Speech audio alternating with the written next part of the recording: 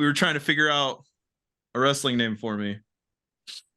But we settled at Bear Cage right now. Funny little story is like it got really quiet during the main event of the fight, and my girlfriend, she goes, "I'm tired," and then she just looks at me and my brother and she's like, "Would Big Charizard work?"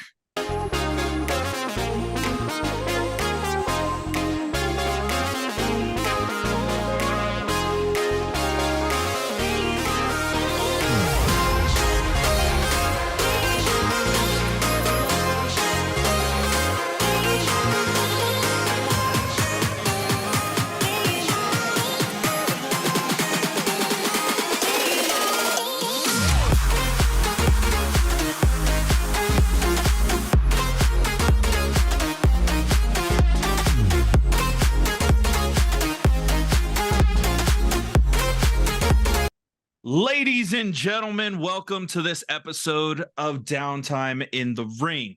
Now, the last time you guys watched us, we had Gino Toldyouso yet again to talk about Summer Brawl. But we couldn't keep going without having the hardest hitter in Off the Ropes here. Ocean Avery, the Bull Shark, is here. No? Not Bull Shark anymore. Really? Really? That was a stupid gimmick idea I had when I first started. But yeah, no, not that anymore. My girlfriend says you have big shark energy, and that's before we even knew what the bull shark was. So I think like you got to have like some kind of shark, something. The hammerhead. So it's a funny story with that, but I don't know if you want to get to the rest of your introduction, but you're good. Let's hear this. So it's a funny story with that. I started with the bull shark just because I love sharks, right? I'm a big shark nerd. And I was like, oh well, the bull shark's pretty cool. Like not many people like have a gimmick of like they call themselves the bull shark or something like that. But it began to get to a point where no matter where I went, I wasn't taken seriously as a wrestler. Because everywhere I went, it was the same heat. Every single crowd, no matter what state, it was Baby Shark chants the whole time. Oh, and no. Yeah, it wasn't good. So I had to take that step back and be like, if I really want to get serious with like my style, is this something I'm going to be able to just like sit there and be like, yeah, whatever, Baby Shark, it's all good. So I opted to just do away with that completely. Oh, okay. So it makes more sense. You just, on top of your Yakuza tattoo that you have, because that freaked me out, you just have to have like a giant shark. That's it. I do have a shark, actually. I got a big shark right there. Okay, because is the Kraken, is that on your back, or what do you have on your back? Because I can only see a little bit of it. Yeah, it's not done yet. But it's from 20,000 Leagues Under the Sea. When the Nautilus is fighting the giant squid, that's what I have tattooed on my back. Okay. You just love water, don't you? That's it. Yeah, it's an unfortunate thing that I really, really do. I love the ocean. So. Yeah, and the part of the country that you're on is pretty landlocked, huh? Yeah. So, first question, how long have you been wrestling? We got kind of an idea, but we can't really determine how long, especially last week talking to Gino, and he, put you over, put Gypsy over. How long have you actually been wrestling? So I have been training with Gino since 2021. Okay. So about 2 years. There was about a 5 or 6 month period that I completely stepped away from wrestling because back in 2022 I had injured my shoulder at a match in Las Vegas, and so I had to take a good chunk of time off just for that. And so just about 2 years. There's some discrepancy in it, but just about 2 years. Okay, just about 2 years. And within 2 years, you have gotten to wrestle some pretty cool people. You are currently a tag team champion. I tried stealing the belt. It almost worked. Almost. If Gypsy hadn't said anything, I think I would have gotten away with that. Y'all wouldn't have noticed. What goals do you have set for the future? Because going up against Ken Anderson, somebody that, since you're actually in between both of our ages, that's somebody that we all got to see growing up. What is one person that you really want to go up against? Somebody that you think would be amazing for your career just starting out. It doesn't have to be the end, but just a bucket list guy.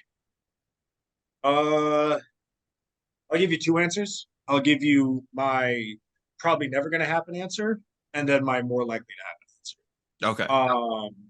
Probably never going to happen. Katsuyori Shibata would be a dude that if I could step into the ring with him, I'd be happy as a clam, man. That would be a dream fulfilled beyond my wildest imaginations. But that's pretty unlikely. My more, I suppose, somewhat realistic answer would be Timothy Thatcher, What? because he is a dude who really kind of influenced my style to the way that it is now. Most definitely. Um, yeah, if I got to wrestle him, I would. Oof, I think we could put on magic. So speaking of your style, I got to see it firsthand. Ouch. What I got to pick a little bit of your influences, but I want to see who you say compared to who I immediately thought you take from. Who are your influences? Who do you think, like, what little bits here and there do you take from when you enter the ring? So, I'm wearing his shirt right now, but my boy Yoshihiro Takayama is a huge influence on me. He was just this gigantic mass of meat, and he was this huge Japanese wrestler. Most people know him from the fight that he had with Don Fry, called like the manliest fight in the world, Yeah. where they just gripped each other's necks and just were hockey punching the whole time. I also take a lot of inspiration, like I said, from Timothy Thatcher. And then just like ring presence wise, honestly, I still take a lot from The Undertaker, just in terms of being like slow and trying to be imposing in the ring. Okay, because I saw a little bit of Tommaso Ciampa Oh, when okay, when okay. you sat on the ring ropes looking at the crowd. You clapped for yourself and then you patted yourself on the back. I was like, oh, this guy. Okay. That, All that was right. that was very spur of the moment, but I was like, hey, like I might as well do the Champa right now because I do love that bit. I think it's great. It the questions or like the conversation that me and Chris have had is that I'm not ready to be chopped by you. Honestly, that'll be shoot on the podcast. I'm not afraid to admit that. It's going to be interesting. There are a lot of people that are saying that you are the initiation. Your chops are the initiation. So I'm going to be, I'm not excited. I can't even lie and say I'm excited to feel that. Yeah, man. I'm not nice when it comes to my chops. Um, Yeah, yeah, that's what I was seeing. And so at the show, like my girlfriend was very scared to go up to you to talk to you, even when I kept telling her, like, oh, yeah, no, he seems like a pretty cool guy. Cause they would see your head and Gino's head, poking out and watching the matches, and you're smiling. And then you had your match, and you could just hear those thunderous chops all the way down the Sandias. And then you just went back to just being just a normal guy. So yeah, definitely a whole different presence that you are. I think yeah, man. yeah. I always try to separate myself from who I am in the ring. I know a lot of people are like, well, your gimmick should be you turned up like 211. But yeah, like I'm not remotely like the guy you see in the ring, man. I mean, don't get me wrong, I do like a little bit of violence, I like grappling and stuff like that. But yeah, no, I'm don't believe the hype when you see pictures of me and video of me. So if we can go into a little bit of your shoot life, because you and Chris have a little bit of a similarity, is you're big into film, aren't you? Yes, absolutely I am. So as far as film, I actually kind of like just looked up a couple of your matches specifically on your YouTube, and then the very first video on your YouTube was a shortcut film. They Mhm. stole my land. So I watched it and I was pretty interested. What inspiration, like how did you work on that film per se? What was your part in the making of that short film as far as Uh, story is concerned? What are your influences in film and stuff like that? So So for that, it was something me and my brother had written back when I was still in high school. Um, and we both just really wanted to make like a slasher movie. Um, I grew up watching like Texas Chainsaw Massacre, shout out to AEW, and Friday the 13th. And so those were always like big influences on me. So we wanted to make a slasher movie. And so I somewhat wrote it with my brother. And then I also played the monster at the end of that one. And yeah, man, like for a long time, like film was something I wanted to do. I was acting for, gosh, 5 years. I was doing acting throughout uh, most of my college career. I was doing like short films, stage plays, and stuff like that. and were you attending, since you live in Albuquerque, correct? You've Yes, lived in Albuquerque. So whole you do life. like the IFDM No, program at UNM, or did you do CNM and do all that? I did CNN. That CNM, was where, nice.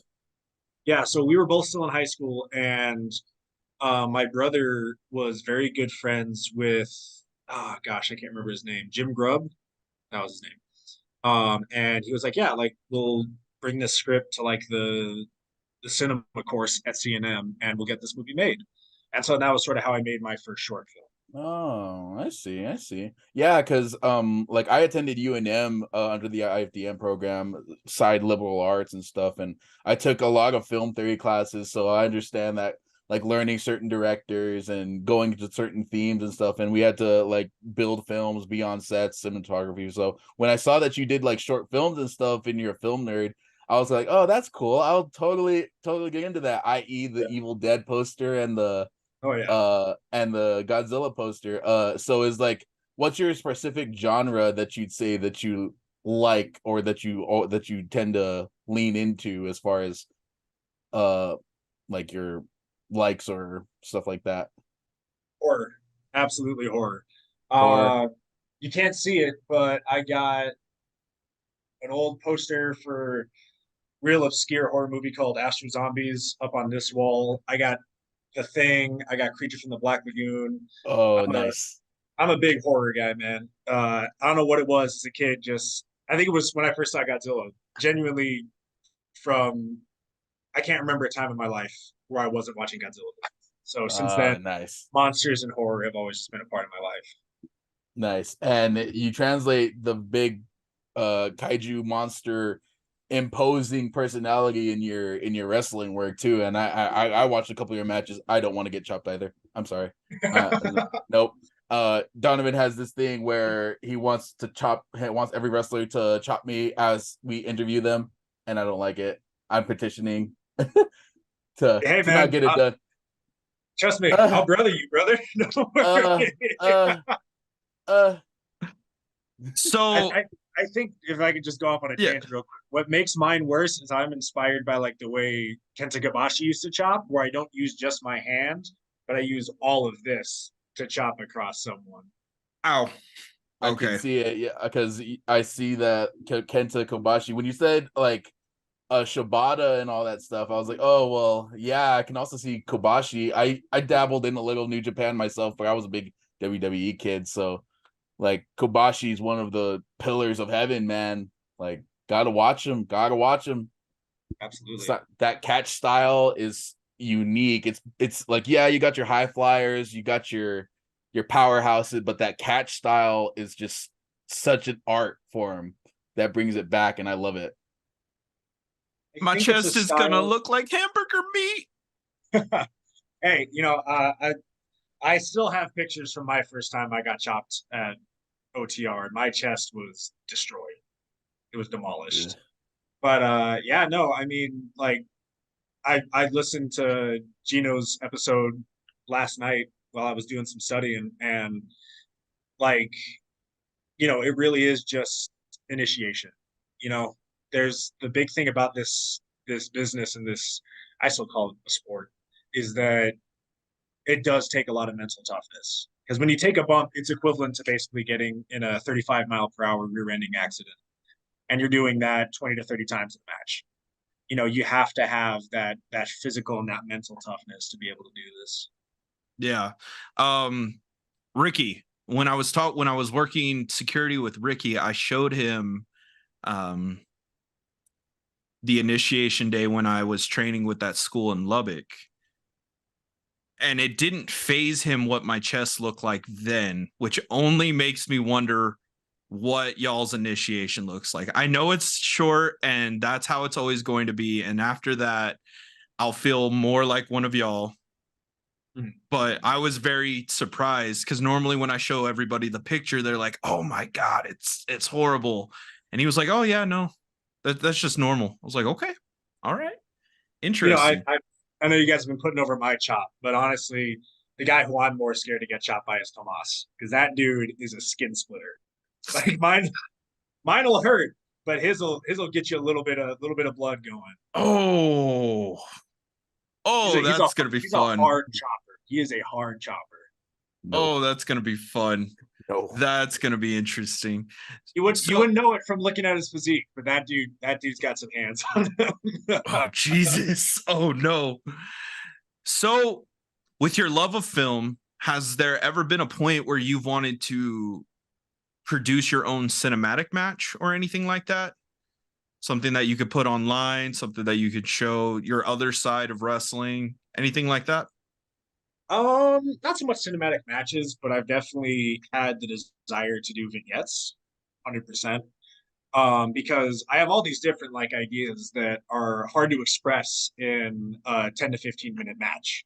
You know, uh, I'm not saying I'm like Bray Wyatt with my ideas, but there are things that I'd like to kind of have so that way when a promoter's looking at me, they're looking at my social medias or at my YouTube, they could get a better idea of like who I am gimmick wise rather than just what I can do with it. Okay, well, that gentleman diagonal on my screen to you is now officially part of Off the Ropes' production team, is what Gino said. So get a Oh, hold of him. Get a hold of him. He knows how to, he's a videographer. we'll talk. Yeah, We'll talk. yeah, we'll do it. We'll do it. Yeah. I was like with the ocean theme. How long do you think you got until you have to like? Because you know how like Jericho always almost yearly has to reinvent himself. Have you ever had any thoughts of future gimmicks or anything like that? To push, or have there been past gimmicks that you've tried aside the bull shark nickname and stuff Um, like that? I mean, you know, gimmicks for me are always fun because my inspirations were never really gimmick guys, right? They were just wrestlers. Mhm. So when it comes to that, that's where I'm still kind of, because for a while there when I was injured, I was just kind of throwing noodles at the wall and seeing what would stick, you know? Mhm. And you know, it is something I'd like to branch out more into, but like as of right now, I'm just trying to get the whole Great King Terror idea, this whole fucking uh my bad. Am I allowed to swear on this Yeah, you're show? good. You're good. You're good. You're good. Um this whole idea of just being like this imposing force down and trying to see if anything comes to mind with a gimmick idea with that. Mhm. I see. You do have the look of a maniac. I mean, yeah, if you just glare, just like that angry glare that I see in your matches and stuff. Oh yeah, solid maniac, solid maniac. A lot of That is something I Dexter try to do at the end Loomis. of all my matches recently. I just fully lose my damn mind. I make the worst, ugliest, terrible faces I can make and just lose my damn mind. So, speaking on gimmicks and personalities, where did Ocean Avery come from? This is a far less interesting story than any story I think I will have today. So the way we do things in OTR is new guys submit a list of names. Everyone tears them to pieces and tells them that they suck, and then everyone suggests different names. And while the names were getting suggested, Gino had suggested some name like Cal Ocean. And I didn't like the name Cal, but I did like Ocean because I was like, that does sound different. Like that sounds like something that's going to grab someone's attention right away. There's not a lot of dudes named Ocean in wrestling. So I took that name. And then at the time I was playing Uncharted 4 and they were looking for Henry Avery. Nice. And so I was like, Ocean Avery. And in my head, I kind of just, my biggest dream is to wrestle in Japan. So I just said it in like a Japanese announcer voice. And I was like, yeah, that's the name. That name rocks. Oh, okay. All right. So really, you guys just tear the new guy's name apart? Unless it's really good. If it's a really good name, we will stick with it. Bro, But I'm submitting Big Charizard just to see y'all's reaction. I'm legit doing that. I'm legit doing that. I want to see everybody's reaction when I just put Bear Cage and Big Charizard. I'll say Bear Cage is different. That one's very different. That one might go over really well. Bear Cage. It was just oh my god. So why is New Japan such a big goal for you? Now, when I ask that, a lot of people typically they only say New Japan because we're all secretly nerds and that's like the capital of nerddom in the world. But it seems like there's more to it for you than anything. Why does it hold such a special place in your heart? So there's a couple reasons. Number one, New Japan it's the promotion I started wrestling when I really truly decided to pursue this. The first match that really made me say, yeah, I officially want to be a pro wrestler was Shibata versus Okada at Dominion. That match I was like, I've never seen anything like this. These dudes are just beating the hell out of each other. And it's just, for me, there's something in the way it's presented that just like itches the back of my brain, because they present it more like a sport. Obviously, there's still the showmanship, there's still the flash and the panache to like the entrances, but the way that the in-ring stuff generally goes, it still feels like sport. And to me, that's something that just deeply appeals to me. That I want to wrestle like professional wrestling and have it presented as a sport rather than as a soap opera, Yeah. Yeah. So that's what the difference is because you've pushed that more than you've pushed AEW, than you've pushed WWE, Impact. You have only hit Japan. And so that's a cool way to look at it, is that you just want to be with the most hard-hitting guys, either in Japan or the UK. Mm-hmm. That's a cool way to look at it. Huh. Yeah, That's interesting. I know Gino always says, the WWE is where the money's at. It's where the money's at. And while I would love to do this full time, this is my dream to be a wrestler full time. As much as as much as many other people, I think, go where the money is, I want to go where I'm going to feel the most like satisfied in my wrestling. So, just like how you said earlier, it's a big mental game. What made you just pick up? You would have had to be 23, 24 at the time, which is still like 6-7 years behind, the traditional age that everybody starts wrestling. What made you just pick up a pair of wrestling shoes and say, I'm going to try this? Genuinely, I was at a very stable point in my life, financially and career wise. And I figured this is something I've always wanted to do. And, now's the perfect time to do it. Like, obviously, like, I'm not going to sit here and say like I'm old or anything, right? I'm 26. I'm not like an old man in this game, but I am at a point where I'm like, it's kind of now or never of getting started in this business. And that's really all it was. I was like, well, like I might as well just start now. I might as well give it a shot. If it doesn't work out, it doesn't work out. And then I was just looking for schools in New Mexico because I remembered DWO like back in 20, I'll say 18? 2016, 2016, I think they were Yeah. still running a school. I remembered that they were doing that. So I kind of was looking around and I couldn't find anything. And so I talked to Rusty Rutherford, who does most of the promo picks for all of us at OTR. I was like, hey man, where were you training wrestling? I talked to Gina Rivera, and then rest is history.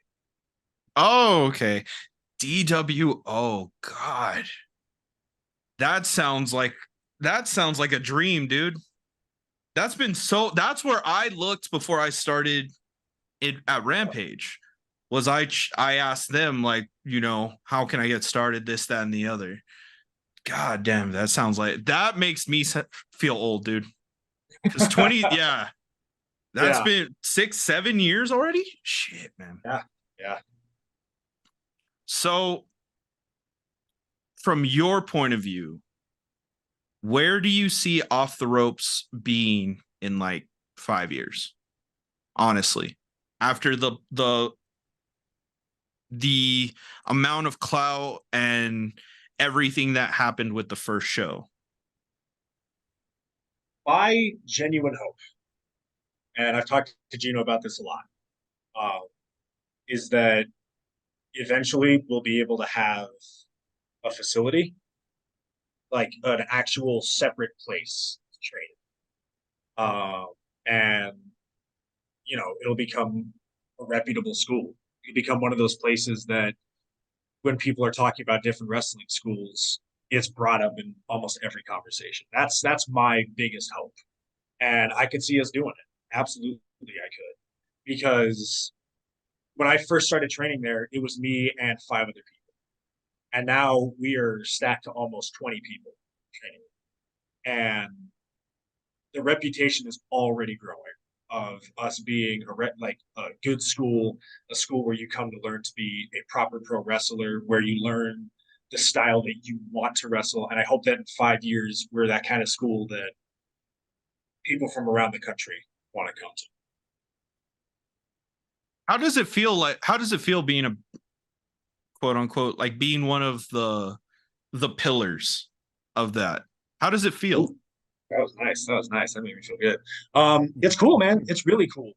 Um, it's a little weird, obviously, like going from the guy who Gino was teaching how to roll to now being a guy who Gino relies on to run a class when he can't be there. It's cool. And I mean, it's a huge confidence boost. And in my opinion, like it just makes me a better wrestler that he's putting that he's putting more responsibility on me for this school. Because he holds you, Dante, and Gypsy in very high regards, is what I at least felt. Is that you three are his pillars, you three are his children, are his family the most. So yeah, you are a pillar, dude. That's what you are. So what classes do you typically help out with? So just given my job, I have a very abnormal schedule. Um, so pretty much it's whatever class I can get that week. Okay. If I can be there on Monday and Tuesday, I'm there on Monday and Tuesday. Um, I try to get to every class just because there's still things to learn from the advanced class and the beginners class or at open ring. So I want as much ring time as I can get, pretty much. Okay. All right. You got anything for him, Chris? So I got a couple, like 2 questions. I want to know what your thoughts were on the day of Summer Brawl. What was your experience leading up to the event, and how you saw 300 people show up on Unser at a bar in Albuquerque, just there to see you just big men slapping meat? I mean, honestly, man, like leading up, I was more nervous for this show than any show of my life. So, it was just there was so much stress and things we had to do, hoops we had to jump through to get to it. So the day of the show, yeah, my stress was high. It was really high. Not about my match because I knew that my match was going to be fine. Like I already knew that we had it secured down. We knew what we were doing. It was just it was like the excitement and the nerves of like I have people coming to the show who have never seen me wrestle. They've never seen me in a ring. This is going to be their first experience to see what I actually do. And if I don't show out for these people, if I put on a stinker of a match, then they're all going to be like, yeah, man, he's really, making good use of this time. So a lot of it was just the nerves of that. I see.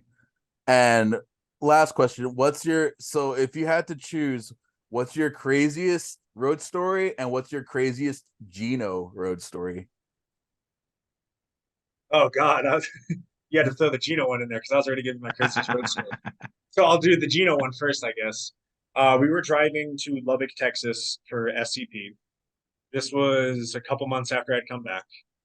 And we're driving along, everything's going okay. Whole trip, Gino was telling me, yeah, man, like I really appreciate safe driving. I always want to be the safest driver I can be.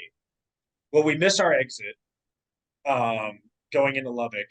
And you know how like there's those turnpikes where it comes down and then goes like that? Gino straight up, rather than driving a little bit down and popping a U-turn, pops the curb, drives down the turnpike and onto the road. And here's the real kicker. We had another car following us, like right behind us. It was another group of our students, and they had to do the exact same thing. And it makes it so much better because the whole time Gino's like, yeah, man, I believe in safe driving. I'm really safe. I don't really want to take any risks. Like, that was a hell of a fucking risk to take. Oh shit. When we could have just made a U-turn. Oh man, that was a good one. Man, and then just road stories, man. I can't think of anything like too crazy. It's just funny stories. I remember it was my first ever road trip, the OTR. It was me, Dante, a guy named Jason Dredd who used to train there, a great wrestler whose career was cut short, unfortunately, and then a guy who I won't name just because there's bad blood there. And then Kid Dallas. We were driving back from Canyon City, Colorado, and we were using my View, which is like a RAV4, so it's like a little bit of like closer to an SUV. We're driving back, and we're maybe an hour away from home. And it hits me, and I look in the back seat. I'm like, hey guys, by the way, those back seats recline. And Dante, I have never seen that man so livid at the fact that I let them drive almost 12 hours cramped in the back seat, sitting straight up. And only an hour away, I told him, oh, by the way, you guys can put those seats back. Monster. Oh, that's fucked up. I think that was the most heat Dante has ever had with me. Ooh. Oh Ooh. my God. So what do the upcoming months look like for your travel schedule? I know you're currently a tag team champion, like I said before when I tried to steal it. And now you have Wrestle Drag, correct? Yes. You were booked for that? In October, yeah. How many states are you going to try and hit before the end of the year? So let's see here. I have Utah next month on the 3rd, which is a new state for me. I've never wrestled there, so that's going to be exciting. It's for Princess Death Wish's birthday bash, so I'm super excited for that one. I don't think I have many new states, but I'm wrestling in Colorado, I'm wrestling in Arizona, and I'm wrestling in Texas over the next few months. But I mean, I've still got an open schedule for November and December, so hopefully I can get some new states under my belt in that time. How did you get the booking for Wrestle Drag? That I've never heard of that place, but how did you get the booking for that? Like how do you guys get y'all's bookings? Do you guys submit through emails or what? So the Wrestle Drag one, I'll tell the story first just because it's funny. Um, Charlie's the promoter there. Charles Cassis, love you, big Charles. Great dude. I messaged him because I always see him on Wrestle Drag. I'm like, hey man, like, who do I message to get on the show? He's like, oh, you message this guy, and he just sends me a selfie. It's like, oh, cool. Can I get booked on Wrestle Drag? And he was like, yeah, absolutely. But no, I mean, like, and this is something you'll learn through OTR. We just message promoters pretty much. I try to make it at least a once a week thing where I'm just scrolling through and I find a different promotion. I'm like, ooh, that place looks cool. That's a different set I've never been at. I send them a full resume with promo pictures, with match details, match clips, my like resume of how long I've been training, who I trained under, what styles I can wrestle, and I just send that out to promoters. 9 times out of 10, you get left on red. It's someone just kind of like, oh, well, okay, another wrestler messaging me. But you know, there's occasional times someone does message you, and then you have a pretty big opportunity, and that's really all being an independent wrestler is. It's just kind of throwing yourself out there and hoping eventually someone bites. You know? Oh yeah, no, I know. 9 out of 10 times somebody will not want to be on a podcast, and that's very disheartening. And then you finally get a little momentum. So I understand what you're talking about. Okay.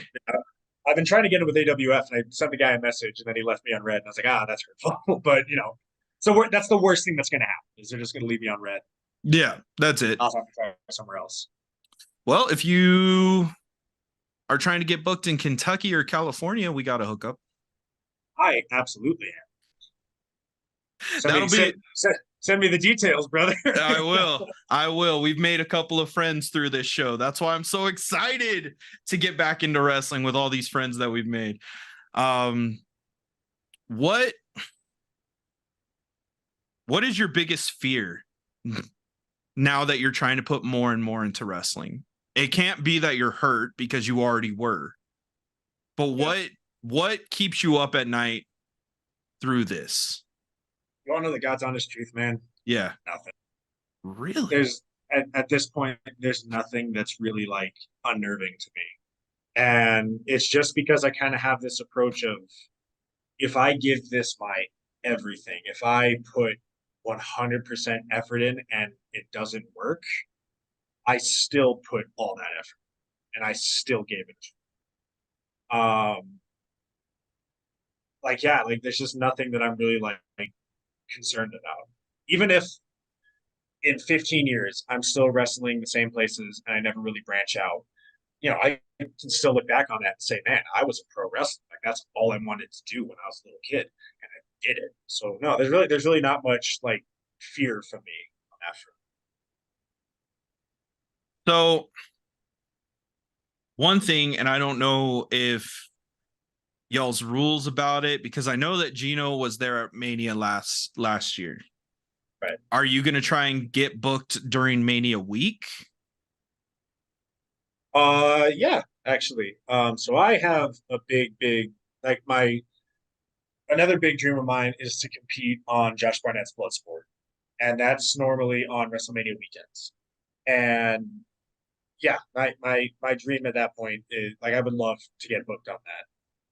Which actually Josh Barnett sent me a DM a couple weeks ago just to talk about catch wrestling, and that was my exact reaction. I was sitting at a dinner table I was having like a birthday dinner with my girlfriend and her family, and I saw that message, and I just immediately just like went pale in the face. I was freaking out. I was like, Josh Barnett just messaged me. I was like, what the fuck? That was me a few days ago. I got a reply back from a wrestler who currently is part of AEW and Ring of Honor. Okay. Answering for this show.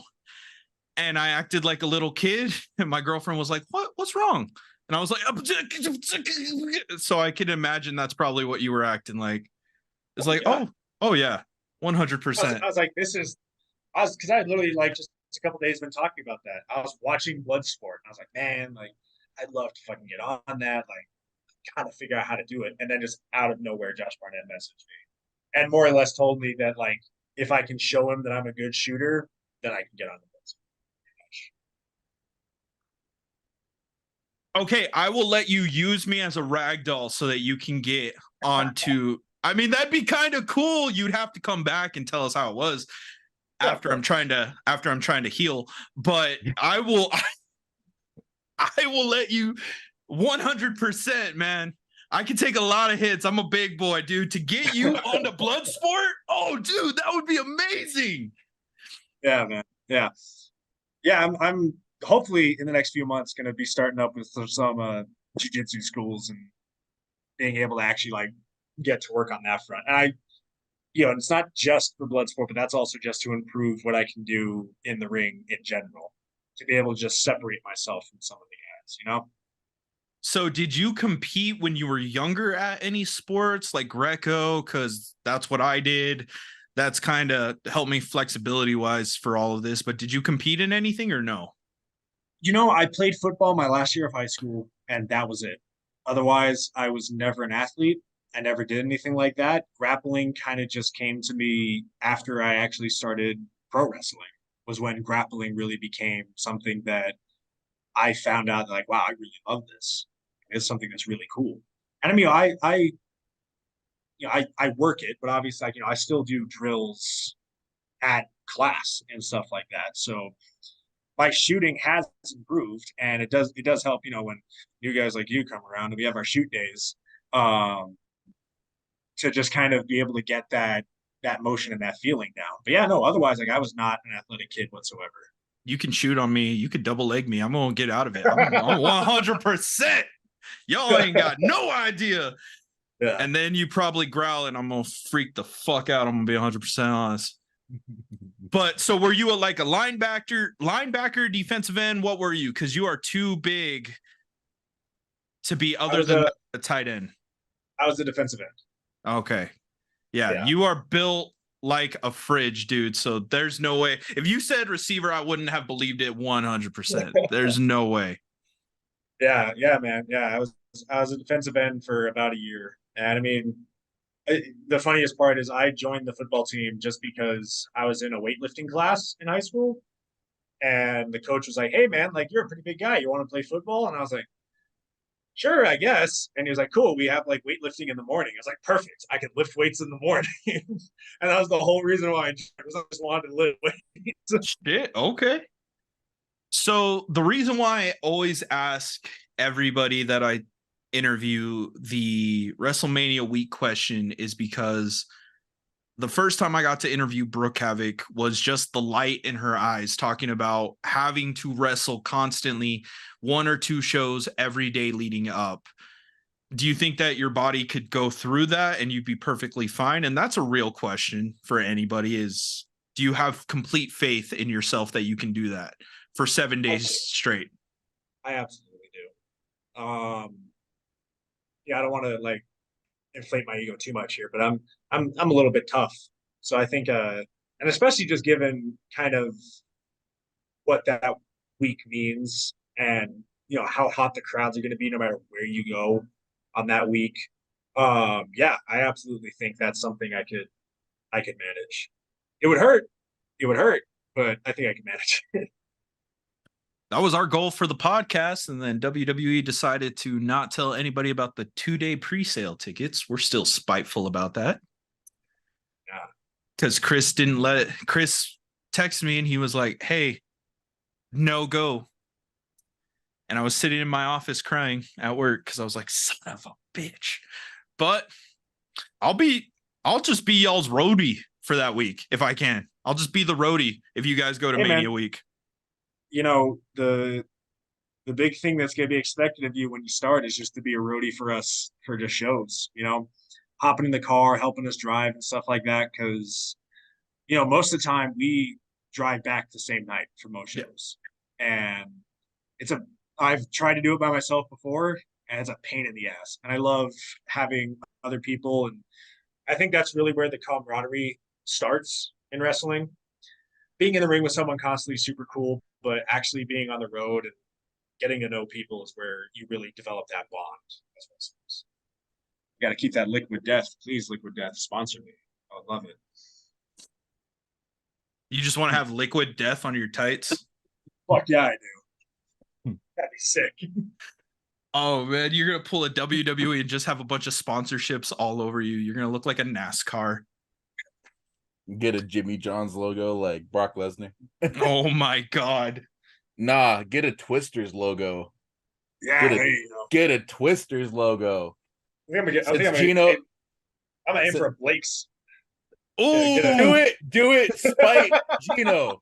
Do it, spite Gino. oh my How god. can you live in Albuquerque and not like a breakfast burrito? Hey man, Gino does not like a lot of food. That is now one of my favorite road stories, is forcing Gino to go to the Rainforest Cafe when we were in Minneapolis for the Ken Anderson match. He didn't want to go? Because I have a weird obsession with themed restaurants. And I knew we were going to be at the Mall of America, and I was like, we need to go to the Rainforest Cafe. Like, this is where I'm putting my foot down. Dang. Well, have you ever considered doing what's that restaurant in San Antonio? Dick's? I think it's the one where they're like abruptly rude to you purposely. If I get the chance to wrestle in San Antonio, I'm leaving early just so I can have lunch there. Oh I shit! want to experience it. I would. I've tried it, and oh my god, if you're good with talking shit back, oh, it's the perfect place for you. I'm a wrestler, man. It's what I do. It's the perfect place. He's gonna be cutting promos just randomly right before his food gets there. It's gonna be the best. It's gonna be the best. So you're into movies. You're a big film nerd. You went to college for film. What are your thoughts on the SAG-AFTRA like strikes and the writer's strike and all that stuff? Going into more of the news stuff briefly. I love it, man. I love it. I think it's necessary. I think it's important that unions fight for their workers and they ensure that the art of filmmaking remains intact. That AI isn't going to be taking over, that writers are going to actually be able to assist on set and make adjustments to create the best film possible. I'm big on that, man. Absolutely. Yeah, because as much as I'm a fan of movies and TVs, I'm a fan of the work that people do in movies and TVs. Like people stay for Marvel movie at the end of a Marvel movie, they stay for the end credit scene. I stay for the credits themselves because all those names put in months and months of work, and for them not to get paid towards the production of a conglomerate like Disney. I'm sorry, I'm going all anti-core here, but I love it. We love it around here. Yeah, I'm just like, you guys gotta pay them. Like that's shitty. That is shitty. Ned's Declassified. You're the same age group as when Ned's Declassified is out. Hearing the lead actor just say he never got residuals. What? And I mean, it's that kind of stems into my one, I suppose it may be controversial opinion on wrestling, is that there should be a wrestlers union. There absolutely should be, especially up in like the WWE era. There's not a lot that I agree with Jesse the Body Ventura on, but unionization of wrestlers is absolutely something I agree with. I low-key liked your Jesse impression there. And I pop Gino with that every chance I get. I always, Gino, back in the Gulf of Tonga, I was a frog man, Gino. You know that about me, Gino. Don't pretend that you're not going to say that about me, Gino. There's your clip, Donovan. There it is. There it is. That's the one. There you go. Oh, there it is. Oh, I'm excited. Nobody's gonna know too, and I love it. It's funny. Like Gino posted a clip of me doing that and just said, "Guess who he's doing?" The amount of people who are like, "Oh, it's Jesse Ventura. He's doing Jesse Ventura." Fuck yeah! Oh, I'm excited. That's funny. I like that. No, yeah, with the SAG-AFTRA thing, it's a whole thing. I hope they too get what they're in due pay, that what they should be paid for. I work for a television news company, so I'm the commercial producer, and I've seen like AI just you can literally go on a website now and just make commercials, Toyota commercials, or business commercials, just out of an AI program, and it's crazy. Takes the voice acting out of it. it takes the production time out of it, and it's like I understand it to an extent, but it's also like there's a reason why we fought for these kinds of jobs. You don't have that human feel in certain productions, I mean, So with like commercials, I still don't think it's right, but I could somewhat, to like a degree, get behind it. But like with film, the beautiful thing about movies, TV shows, wrestling, mhm. paintings is the human element and the touches that humanity can add to something that AI never could, because AI only creates based on what it's given. Mhm. And you can't remove that human element from art because that's what makes it art. Yes. That was beautiful. I'm gonna cry now. Thank you. It's Thank you. it's one of those I may things have that like CTE, but I still can get deep. yeah, being like from the film like an industry like the film industry, like I enjoyed like Pixar movies were the inspo for me. Just the fact that a animated film, whether it be shitty 3D back in 2002 and Toy Story Yeah. 2, it conjured emotion, and it's the same thing that they could do as far as like with paintings. It's always been like that with paintings. I think there should be a career renaissance after this whole thing. Hope I like hope so. I yeah, hope so. so especially with Netflix being in Albuquerque and stuff, did you ever like work in tandem with that during your college career and stuff like that? I was predominantly a stage actor during my college Uh, career, which explains why I can wrestle. Yeah. oh yeah, yeah. So So as we begin to wind down, my final question to you is, what would you tell yourself who is just starting? What advice would you give him? Or anybody who wants to join Off the Ropes, what advice would you give them as they want to begin their future? Um,